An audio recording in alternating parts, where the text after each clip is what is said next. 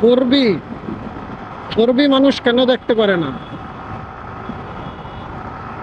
এই তার উদাহরণ।